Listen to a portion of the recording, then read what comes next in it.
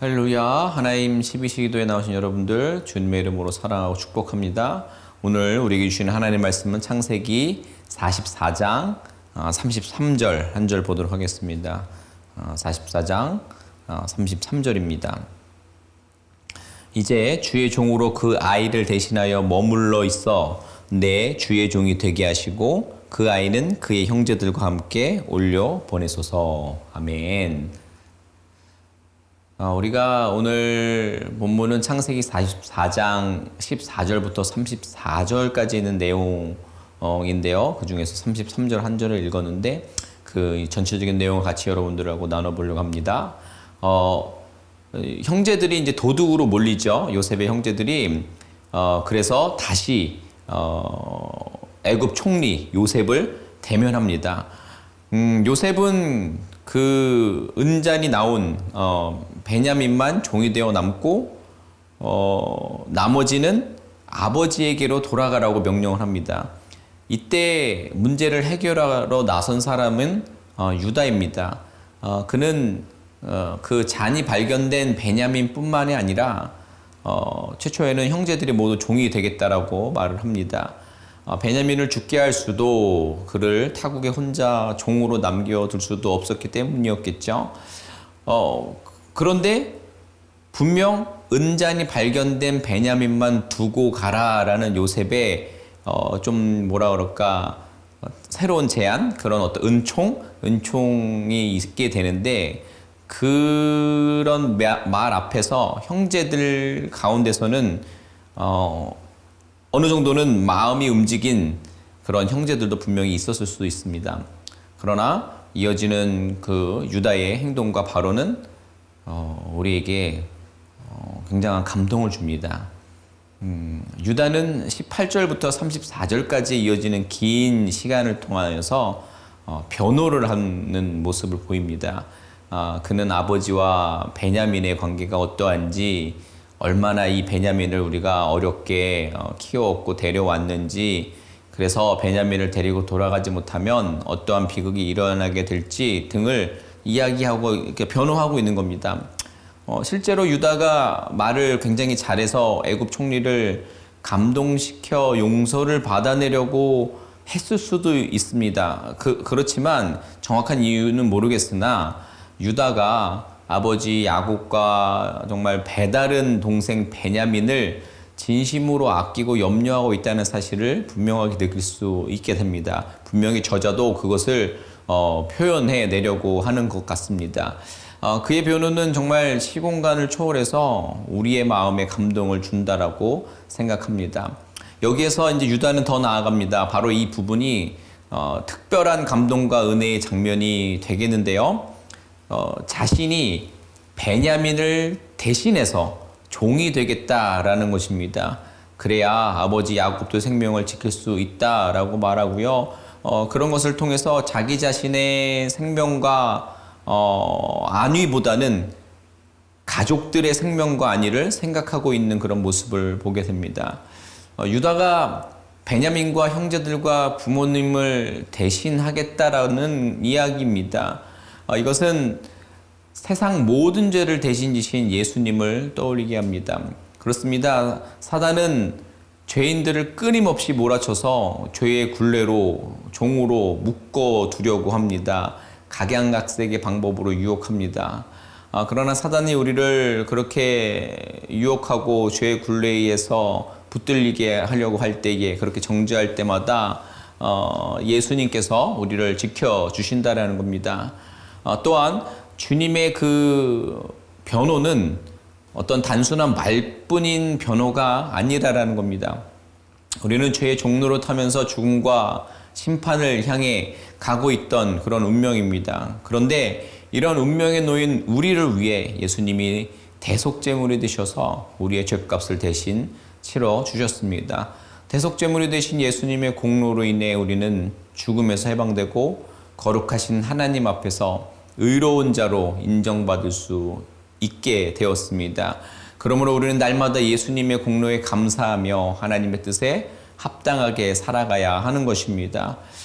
지은 죄가 생각나서 마음이 낙심될 때마다 우리 주님께 여러분 나아가실 수 있는 용기가 있으셨으면 좋겠습니다.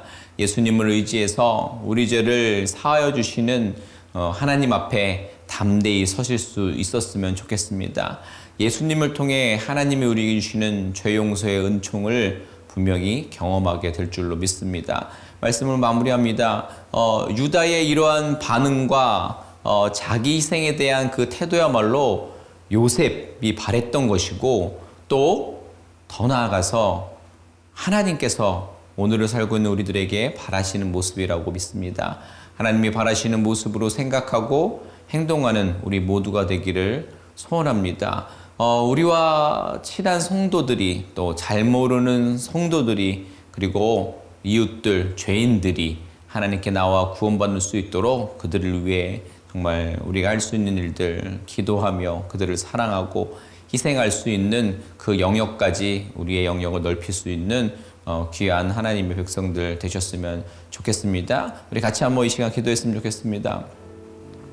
오늘 유다의 그 모습을 통해서 우리 예수님이 보였으면 좋겠고, 예수님이 우리에게 정말 대신 희생적인 모습으로 우리를 지켜내시고 우리의 죄를 용서하시고 우리에게 생명을 주시는 그 은혜를 기억하며 정말 우리 역시 그 곳에 감화 감동이 있다면 하나님이 바라시는 모습으로 행동하고 정말 희생적인, 또 우리의 이웃들을 위해서, 사랑하는 이들을 위해서, 또 죄인들을 위해서 하나님을 모르는 이들에게 정말 그 구원의 여정으로 초청할 수 있는 우리 되게 해달라고 예수님의 은혜와 우리가 나아갈 방향을 주님께로 올려드리도록 하겠습니다. 기도합니다.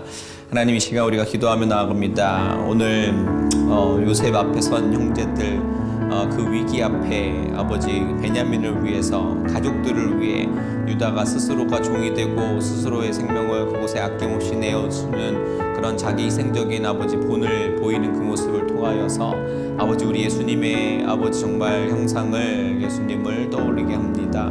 주님, 예수님의 그 사랑의 모습들, 어떤 죄 가운데 있는 우리들이 할지라도 주님께서 하나님께 또 사단 앞에 우리를 지켜내고 우리를 통하여서 일하시는 그 하나님의 아버지 정말 사랑하심을 다시 한번 깨닫게 하시고, 그 사랑 안에서 우리가 살아가야 되는 삶의 모습들을, 그 하나님의 형성과 삶의 방향들을 온전히 붙들고 나아갈 수 있는 저희들 되게 하여 주시옵소서. 그래서 삶에서 아버지 정말 우리의 사랑하는 이들과 또 이웃들과 또 죽어가는 영혼들을 위해서 우리가 해야 될 일들을 감당해낼 수 있는, 때로는 그것이 우리에게 우리의 것들을 내려놓고 우리의 안위보다 주님의 나라를 위해서 달려나가야하는 그 모든 상황들 가운데에 우리가 그 일을 감당해낼 수 있도록 주님께서 우리를 더 주님의 은총으로 온전하게 붙들어 주시옵소서.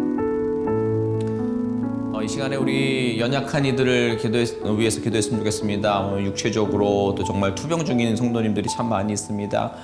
그들의 회복과 또 그 여정의 싸움 가운데에 지치지 않고 낙심하지 않고 외롭지 않도록 우리 하나님께서 특별하게 붙들어 달라고, 또 온전하게 회복시켜 달라고 기도했으면 좋겠고요. 또 정신적으로 신앙적으로 뒤흔들리고 있는 모든 이들 가운데에 하나님의 사랑으로, 또 하나님의 또 인도하심으로 모든 상황들을 이겨내고 아버지 주신 그 힘으로, 능으로 아버지 그 상황들을 돌파해낼 수 있는 우리 연약한 지체들 되게 해달라고 우리 지체들을 주님께로 올려드리도록 하겠습니다. 기도합니다.